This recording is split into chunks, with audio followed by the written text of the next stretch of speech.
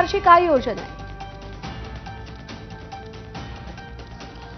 प्रज्ञा, नक्कीच 19 इमारती आहेत ज्या या पुनर्विकास उड्डाणपुलाच्या आड येत होत्या आणि त्या संदर्भात जवळपास 8 दिवसात तात्काळ या संदर्भातली बैठक लावून त्यामध्ये तोडगा काढला जाईल असं आश्वासन हे आता मुख्यमंत्री देवेंद्र फडणवीस यांनी स्थानिक आमदार कालिदास कोळंबकर यांना दिलेलाच आहे। मात्र दुसरीकडे एकूणच हा पूल महत्त्वाचा आहे। यातल्या 2 इमारतींचा प्रश्न जो आहे तो फक्त मार्गी लागल्याची माहिती मिळते। मात्र एकूण अनेक इमारती आहेत ते या उड्डाणपुलांच्या रिपेअरिंगच्या कामामुळे यामुळे बाधित ठरू शकतात।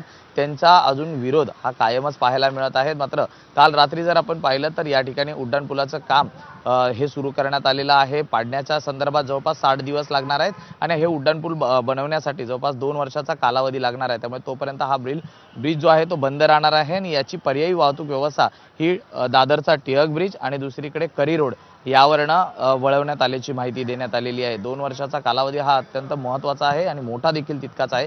कारण मुंबईतनं पूर्व आणि पश्चिमेला जोडणारे हे महत्त्वाचे ब्रिटिशकालीन ब्रिज आहे जे 125 वर्ष जुने आहेत। मात्र या ठिकाणी येणारा जो दुतर्फी उड्डाणपूल नवीन बनवण्यात येणार आहे हा वरळी सीलिंग खून थेट अटल सेतूला जोडणार असल्या कारणाने तो खूप महत्त्वाचा देखील तितकाच मानला जातोय। मात्र इथल्या रहिवाशांच्या पुनर्विकासाचा प्रश्न जो आहे हा अद्याप मार्गी लागलेला नाही आहे। 8 दिवसात त्यावरती निर्णय येईल, बैठका होतील आणि त्यानंतर यांचं पुनर्वसन हे नेमकं कुठं केलं जाणार हा देखील प्रश्न आहे। मात्र तुर्तास जरी आपण पाहिलं तर एल्फिन्स्टन ब्रिज मध्ये काल रात्रीच या ठिकाणी MMRDA कडनं पुनर्बांधणीला सुरुवात झाल्याचं पाहायला मिळत आहे। खोदकाम हे सुरू झालेलं आहे। 60 दिवस हे ब्रिज पाडण्यात जातील आणि त्यापुढे अर्थात त्यामुळे लवकरात लवकर शासनाकडून या भागातले जे बाधित आहेत त्यांच्या